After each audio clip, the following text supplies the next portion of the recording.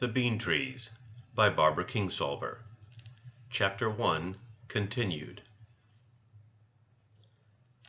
When I drove over the Pittman line, I made two promises to myself. One I kept, the other I did not. The first was that I would get myself a new name.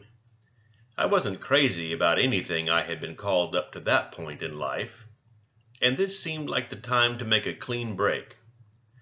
I didn't have any special name in mind, but just wanted a change.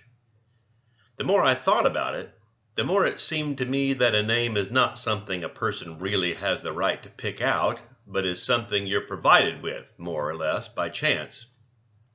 I decided to let the gas tank decide. Wherever it ran out, I'd look for a sign. I came pretty close to being named after Homer, Illinois, but kept pushing it. I kept my fingers crossed through Sidney, Sodorus, Cerro Gordo, Decatur, and Blue Mound, and coasted into Taylorville on the fumes. And so, I am Taylor Greer. I suppose you could say I had some part in choosing this name, but there was enough of destiny in it to satisfy me. The second promise, the one that I broke, had to do with where I would end up. I had looked at some maps, but since I had never in my own memory been outside of Kentucky, I was evidently born across the river in Cincinnati, but that is beside the point, I had no way of knowing why or how any particular place might be preferable to any other. That is, apart from the pictures on the gas station brochures.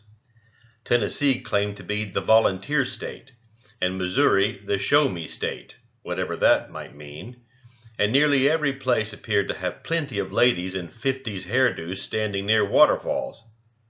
These brochures I naturally did not trust as far as I could throw them out the window.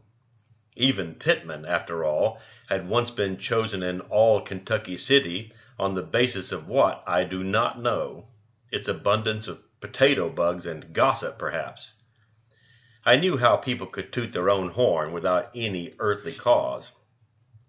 And so what I promised myself is that I would drive west until my car stopped running, and there I would stay. But there were some things I hadn't considered.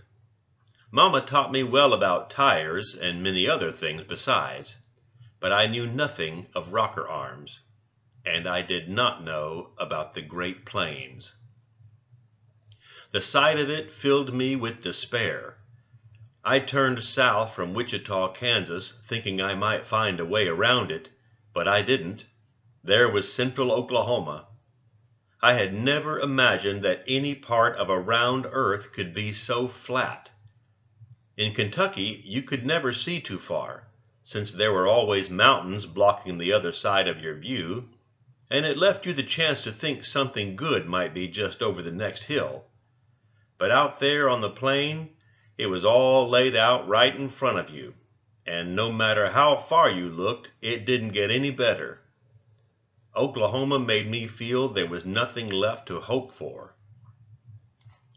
My car gave out somewhere in the middle of a great emptiness that, according to the road signs, was owned by the Cherokee tribe. Suddenly, the steering wheel bore no relation to where the car was going. By the grace of some miracle I surely did not yet deserve, I managed to wobble off the highway all in one piece and find a service station. The man who straightened out my rocker arm was named Bob Tutu. I am not saying he didn't ask a fair price. I should have been able to fix it myself. But he went home that night with his pocket full of something near half the money I had. I sat in the parking lot looking out over that godless stretch of nothing and came the closest I have ever come to cashing in and plowing under. But there was no sense in that. My car was fixed. I had to laugh, really. All my life, Mama had talked about the Cherokee Nation as our ace in the hole. She had an old grandpa that was full-blooded Cherokee, one of the few that got left behind in Tennessee because he was too old or too ornery to get marched over to Oklahoma. Mama would say, "If we run out of luck, we can always go live on the Cherokee Nation." She and I both had enough blood to qualify. According to Mama, if you're 1/8 or more, they let you in. She called this our head rights. Of course, if she had ever been there, she would have known it was not a place you'd ever go to live without some kind of lethal weapon aimed at your hind end.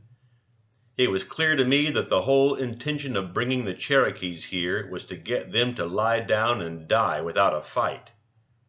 The Cherokees believed God was in trees. Mama told me this. When I was a kid, I would climb as high as I could in a tree and not come down until dinner. "That's your Indian blood," she would say. "You're trying to see God." From what I could see, there was not one tree in the entire state of Oklahoma. The sun was headed fast for the flat horizon, and then there would be nothing but 12 hours of headlights in front of me. I was in a hurry to get out of there. My engine was still running from Bob Tutu's jumper cables, and I hated to let a good start go to waste, but I was tired and didn't want to begin a night of driving without a cup of coffee and something to eat. I drove across the big patch of dirt that lay between the garage and another small brick-shaped building that had a neon Budweiser light in the window. When I drove around to the front, a swarm of little boys came down on my car like bees on a bear. "Wash your windows, lady?" they said. "$1 for the whole car." "I got no windows," I told them. I reached back and put my hand through the side window hole to show them. "See? Just the windshield. Lucky me, because I got no $1 either." The boys went around the car, putting their hands through all the window holes again and again. I thought twice about leaving my stuff in the car while I went into the restaurant. I didn't have anything worth taking, but then it was all I had. I asked them, "You boys live around here?" They looked at each other. "Yeah," one of them said. "He does. He's my brother. Them two don't." "You ever hear of a Polaroid memory?" The big one nodded. The others just stared. "Well, I got one," I said. "It's just like a camera. My memory just took a picture of what y'all look like, so don't take any stuff out of my car, okay? You take any stuff, you're in for it." The kids backed off from the car, rubbing their hands on their sides, like they were wiping off anything their hands might have already imagined grabbing onto. After the cool night, the hot air inside the bar hit me like something you could swim through. Near the door, there was a wire rack of postcards. Some had Indians in various hokey poses, but most were views from the air of Oral Roberts University, which apparently was in the vicinity. Although I'm pretty sure if it had been within 200 miles, I could have seen it from the parking lot. I picked out one with 2 Indian women on it, an older and younger, pretty one, standing side by side next to some corn-grinding thing. I had often wondered which 1/8 of me was Cherokee, and in this picture I could begin to see it. The long, straight hair and the slender wrist bones. The younger one was wearing my 2 favorite colors, turquoise and red.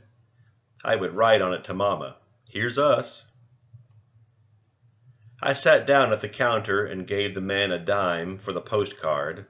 I nodded when he pointed the pot of coffee at me, and he filled my cup. The jukebox was playing Kenny Rogers, and the TV behind the counter was turned on, although the sound was off. It was some program about or from Oral Roberts University, which I recognized from the postcards. Frequently a man with clean, fat hands and a crest of hair like a woodpecker would talk on and on without sound. I presumed this was Oral Roberts himself, though of course I can't say for certain that it was.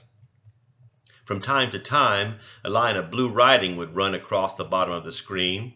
Sometimes it gave a telephone number, and sometimes it just said, "Praise the Lord." I wrote my postcard to Mama. "Grandpa had the right idea," I told her. "No offense, but the Cherokee Nation is crap. Headed west. Love, M." It didn't seem right just yet to sign it Taylor. The place was cleared out except for 2 men at the counter, a white guy and an Indian. They both wore cowboy hats. I thought to myself, I guess now Indians can be cowboys too, though probably not vice versa. The Indian man wore a brown hat and had a brown, fine-looking face that reminded me of an eagle. Not that I had ever actually seen an eagle. He was somewhere between young and not so young. I tried to imagine having a great-grandpa with a nose like that and such a smooth chin. The other one in the gray hat looked like he had a mean streak in him. You can tell the kind that's looking for trouble. They were drinking beers and watching Oral on the silent TV, and once in a great while they would say something to each other in a low voice. They might have been on their first couple of beers, or they might have been drinking since sunup. With some types you can't tell until it's too late. I tried to recall where I had been at sunup that day. It was in St. Louis, Missouri, where they have that giant McDonald's thing towering over the city, but that didn't seem possible. That seemed like about a blue moon ago. "You got anything to eat that costs less than $1?" I asked the old guy behind the counter. He crossed his arms and looked at me for a minute as if nobody had ever asked him this before. "Ketchup," the gray hat cowboy said. "Earl serves up a mean bottle of ketchup, don't you, Earl?" He slid the ketchup bottle down the counter so hard it rammed my cup and spilled out probably 5 cents worth of coffee. "You think being busted is a joke?" I asked him. I slid the bottle back and hit his beer mug dead center, although it did not spill. He looked at me, and then looked back to the TV, like I wasn't the kind of thing to be bothered with. It made me want to spit nails. "He don't mean nothing by it, miss," Earl told me. "He's got a bug up his butt. I can get you a burger for 99 cents. "Okay," I told Earl. Maybe 10 or 15 minutes passed before the food came, and I kept myself awake trying to guess what the fat hands man was saying on the TV screen. Earl's place could have done with a scrub. I could see through the open door into the kitchen, and the black grease on the back of the stove looked like it had been there since the dawn of man. The air in there was so hot and stale I felt like I had to breathe it twice to get any oxygen out of it. The coffee did nothing to wake me up. My food came just as I was about to step outside for some air. I noticed another woman in the bar sitting at one of the tables near the back. She was a round woman, not too old, wrapped in a blanket.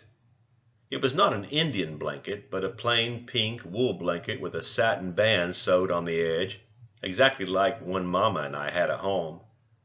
Her hair lay across her shoulder in a pair of skinny, lifeless plaits. She was not eating or drinking, but fairly often she would glance up at the two men, or maybe just one of them. I couldn't really tell. The way she looked at them made me feel like if I had better sense, I'd be scared. Earl's 99-cent burger brought me around a little, though I still felt like my head had been stuck with that fluffy white business they use in life preservers. I imagined myself stepping outside and the wind just scattering me. I would float out over the flat, dark plain like the silvery fuzz from a milkweed pod. Putting it off, I read all the signs on the walls, one by one, which said things like, "They can't fire me, slaves have to be sold," and "In case of fire, yell fire." The television kept on saying, "Praise the Lord, 1-800-THE-LORD." I tried to concentrate on keeping myself all in one place, even if it wasn't a spot I was crazy about. Then I went outside. The air was cool, and I drank it too fast, getting a little dizzy. I sat with my hands on the steering wheel for a few minutes trying to think myself into the right mood for driving all night across Oklahoma. I jumped when she pecked on the windshield. It was the round woman in the blanket. "No thanks," I said. I thought she wanted to wash the windshield, but instead she went around to the other side and opened the door. "You need a lift someplace?" I asked her. Her body, her face, and her eyes were all round. She was someone you could have drawn a picture of by tracing around dimes and quarters and jar tops. She opened up the blanket and took out something alive. It was a child, She wrapped her blanket around and around it until it became a round bundle with a head. Then she set this bundle down on the seat of my car. "Take this baby," she said. It wasn't a baby exactly. It was probably old enough to walk, though not so big that it couldn't be easily carried. Somewhere between a baby and a person. "Where do you want me to take it?" She looked back at the bar and then looked at me. "Just take it." I waited a minute, thinking that soon my mind would clear and I would understand what she was saying. It didn't. The child had the exact same round eyes. All four of those eyes were hanging there in the darkness, hanging on me, waiting. The Budweiser sign blinked on and off, throwing a faint light that made the whites of their eyes look orange. "Is this your kid?" She shook her head. "My dead sister's." "Are you saying you want to give me this child?" "Yes." "If I wanted a baby, I would have stayed in Kentucky," I informed her. "I could have had babies coming out of my ears by now." A man came out of the bar. Gray hat or brown hat, I couldn't tell because my car was parked some distance from the door. He got into a pickup truck but didn't start the ignition or turn on the lights. "Is that your man in there, in the bar?" I asked her. "Don't go back in there. I'm not saying why, just don't." "Look," I said, "even if you wanted to, you can't just give somebody a kid. You got to have the papers and stuff. Even a car has papers to prove you didn't steal it." "This baby's got no paper. There isn't nobody knows it's alive or cares. Nobody that matters, like the police or nothing like that. This baby was born in a Plymouth." "Well, it didn't happen this morning," I said. "Plymouth or no Plymouth, this child has been around long enough for somebody to notice." I had a foggy understanding that I wasn't arguing the right point. This was getting us nowhere. She put her hands where the child's shoulders might be, under all that blanket, and pushed it gently back into the seat, trying to make it belong there.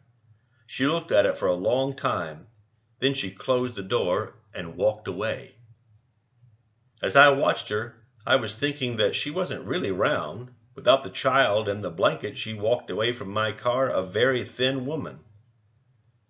I held the steering wheel and dug my fingernails into my palms, believing the pain might force my brain to wake up and think what to do.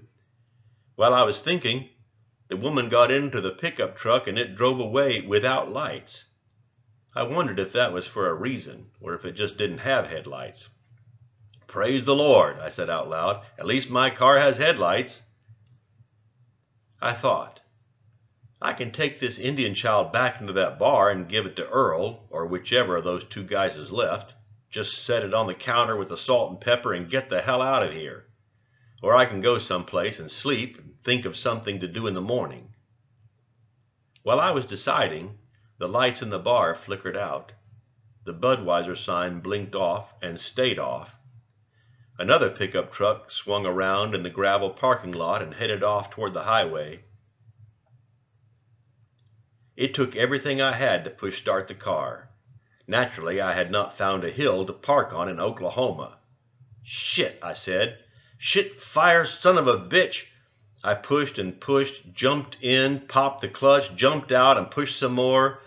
I could see the child's big eyes watching me in the dark. "This isn't as dumb as you think," I said. "It's easier in Kentucky." My car has no actual way of keeping track of miles, but I believe it must have been 50 or more before we came to a town. It was getting cold with no windows, and the poor little thing must have been freezing, but didn't make a peep. "Can you talk?" I said. I wondered if maybe it spoke something besides English. "What am I supposed to do with you tonight?" I said. "What do you eat?" I believe that flat places are quieter than hilly ones.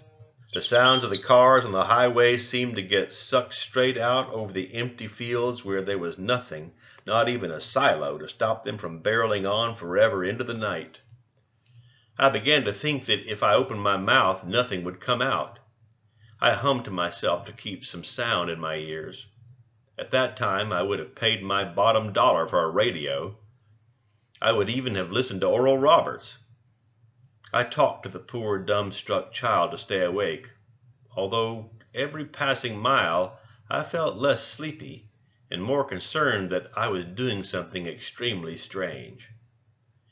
We passed a sign that said some odd miles to the Pioneer Woman Museum. Great, I thought. Now we're getting somewhere. "Are you a girl or a boy?" I asked the child. It had a cereal bowl haircut, like pictures you see of Chinese kids. She or he said nothing. I supposed I would find out eventually. After a while I began to wonder if perhaps it was dead. Maybe the woman had a dead child, murdered or some such thing, and had put it in my car, and I was riding down the road beside it, talking to it.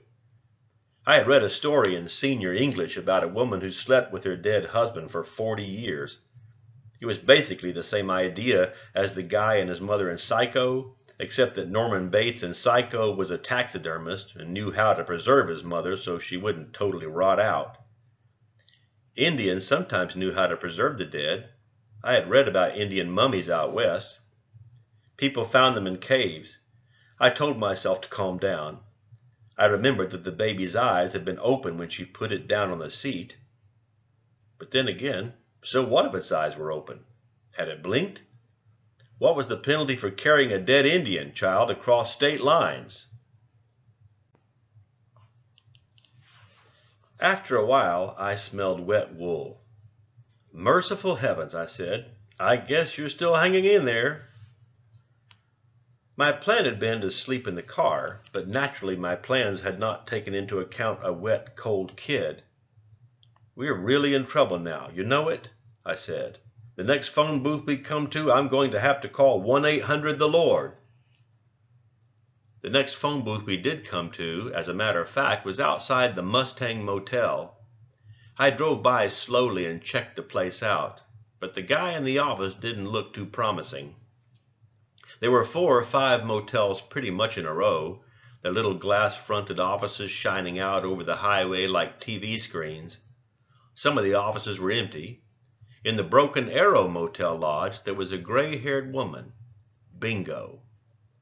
I parked under the neon sign of a pink arrow breaking and unbreaking over and over and went into the office. "Hi," I said to the lady. "Nice evening. Kind of chilly, though." She was older than she had looked from outside. Her hands shook when she lifted them off the counter, and her head shook all the time, just slightly, like she was trying to signal no to somebody behind my back on the sly. But she wasn't. It was just age. She smiled. "Winter's on its way," she said. "Yes, ma'am, it is." "You been on the road long?" "Way too long," I said. "This place is real nice. It's a sight for sore eyes. Do you own this place?" "My son owns it," she said, her head shaking. "I'm over here at nights." "So it's kind of a family thing?" "Kind of like. My daughter-in-law and me, we do most of the cleaning up and all, and my son does the business end of it. He works in the meat-packing plant over at Ponca City. This here's kind of a sideline thing." "You reckon it's going to fill up tonight?" She laughed. "Law, honey, I don't think this place been filled up since President Truman." She slowly turned the pages of a big check-in book.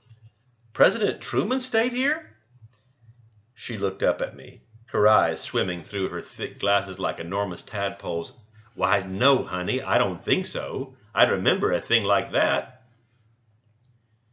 "You seem like a very kind person," I said, "so I'm not going to beat around the bush. I've got a big problem.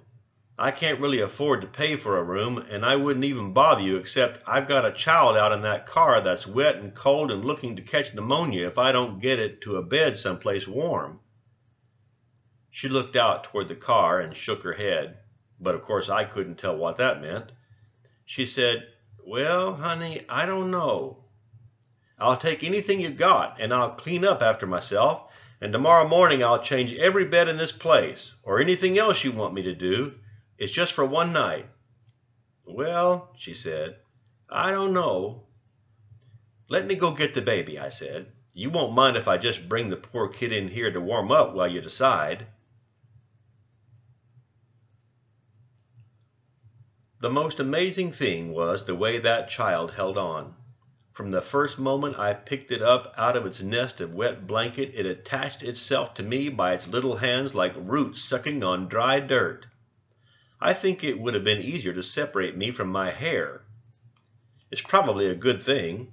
I was so tired, and of course I was not in the habit anyway of remembering every minute where I had put down a child, and I think if it had not been stuck to me I might have lost it while I was messing with the car and moving stuff into the little end room of the Broken Arrow. As it was, I just ended up carrying it back and forth a lot. It's like the specimens back at the hospital, I told myself. You just have to keep track. It looked like carrying blood and pee was to be my lot in life. Once we were moved in, I spread the blanket over a chair to dry and ran a few inches of warm water in the tub. "First order of business," I said, "is to get you a bath. We'll work out the rest tomorrow." I remembered the time I had found a puppy and wanted to keep it. But first Mama made me spend 35 cents a word to run an ad in the paper. "What if it was yours?" she had said. "Think how bad you'd want it back." The ad I wrote said, "Found puppy, brown spots, near Floyd's Mill Road." I had resented how Floyd's Mill Road was 3 whole words, $1.05. I thought to myself, I'd pay $105 to get this one back to its rightful owner. But what kind of ad would you run to find out if anybody had lost an Indian child? All of the baby's clothes were way too big, with sleeves rolled up and shirt tails wrapped around and everything wet as mud boots and as hard to get off. There was a bruise, twice the size of my thumb, under its inner arm. I threw the soggy shirt in the sink to soak. The child's hands constantly caught my fingers and wouldn't let go. "You little booger," I said, shaking my finger in the little fist, "you're like a mud turtle. If a mud turtle bites you, it won't let go till it thunders." I hadn't any sooner gotten the hands pried loose with my fingers before they grabbed onto my shirt sleeves and my hair. When I pulled off the pants and the diapers, there were more bruises. Bruises and worse. The Indian child was a girl. A girl, poor thing. That fact had already burdened her short life with a kind of misery I could not imagine. I thought I knew about every ugly thing that one person does to another, but I had never even thought about such things being done to a baby girl.